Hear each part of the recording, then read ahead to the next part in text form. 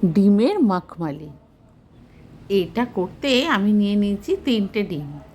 ডিমটা সেদ্ধ করে তারপরে সাদা তেলে নুন মাখিয়ে, হলুদ কিন্তু দিইনি, হালকা করে আমি ভেজে নিয়েছি। আর মশলার জন্য নিয়েছি শুধু সামান্য কাজু, কাঁচা লঙ্কা আর চারমগজ। খুব অল্প পরিমাণেই দিয়েছি, খুব বেশি নালে রিচ হয়ে যাবে। একঘেয়ে ডিমের তরকারি খেতে খেতে মুখটা যেন পচে গেছে, তাই একটু অন্যরকম। তারপর সাদা তেল দিয়ে অল্প গরম মশলা ফোড়ন দিলাম, মানে এলাচ, দারচিনি, লবঙ্গ, যেটাকে গরম মশলা বলে। হালকাভাবে ফ্লেভার বেরিয়ে এলে তারপর তার মধ্যে দিয়ে দিলাম সামান্য পেঁয়াজ এবং রসুন বাটা। তারপর ভালো করে কষতে লাগলাম। কষতে কষতে যখন তেল ছাড়বে তখন আমি পেঁয়াজ রসুন দিয়ে দিয়েছি, আর পরিমাণ মতো নুনও দিয়ে দিলাম। যেহেতু তরকারিটা সাদা করবো তাই জন্য হলুদ আমি দেবো না, একটু রসুন কাটা মানে কুচো দিলাম। তারপর ভালো করে নেড়ে নিলাম। এই রান্নাটা খুবই সহজ এবং খুব তাড়াতাড়ি হয়।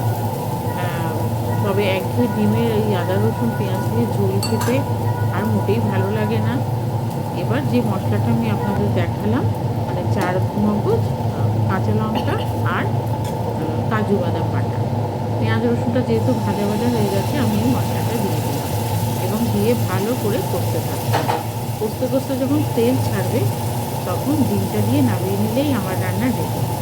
তো পেঁয়াজ রসুন দিয়ে তো করি, তার মধ্যে যদি এগুলো একটু দিই, কাজু বা চারমগজ, আবার জলের বদলে যদি আপনারা দুধ দেন তাহলে কিন্তু খুব ভালো লাগবে। আমি এই বাটি ধোয়া জলটা দিলাম, দুধ কিন্তু দিইনি। দিলে আপনাদের অবশ্যই বলবো, কারণ ভালো করে নাড়তে থাকতে হবে, নাহলে কিন্তু তলায় ধরে যেতে পারে। যেহেতু এই কাজু বাদাম এই মাছটা আছে, আর সামান্য একটু নুন দিলাম। নুনটা আর একটু প্রয়োজনে চিনি দেওয়া যেতে পারে, কিন্তু আমি আর দিলাম না চিনি, কেননা খুব মিষ্টি হলে আমার তরকারি একদম খেতে পারি না, তার জন্য। তো এরপরে লাস্টে দিয়ে দিলাম একটু টক দই। এটা বাড়িতেই যেগুলো থাকে সেই সব উপকরণ দিয়ে এটা আপনি অনায়াসে বানিয়ে ফেলতে পারবেন। ভালো করে মিশিয়ে নিন, এবং দই দিয়ে খুব একটা নাড়ার প্রয়োজন নেই।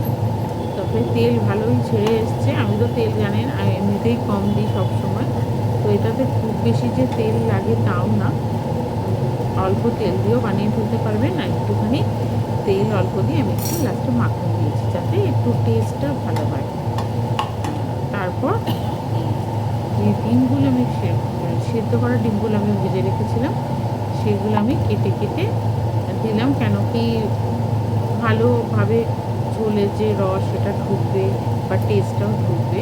অ্যাসাস ডিমের মধ্যে এই তরকারিটাতে খুব বেশি তো ঝোল নেই, তাই জন্য আমি আস্তে আস্তে করে সাজিয়ে দিলাম, নাহলে কুসুমটা বেরিয়ে যাবে। আর এইভাবে এটা দেওয়ার পরে হালকাভাবে একটু ফুটে উঠলে নামিয়ে দিলেই কিন্তু ডিমের মাখমালি রেডি। আপনারা কিন্তু অবশ্যই বানাবেন আর বলবেন কেমন হলো। দেখে খুব ভালো লাগছে না? আমার রান্নাও রেডি।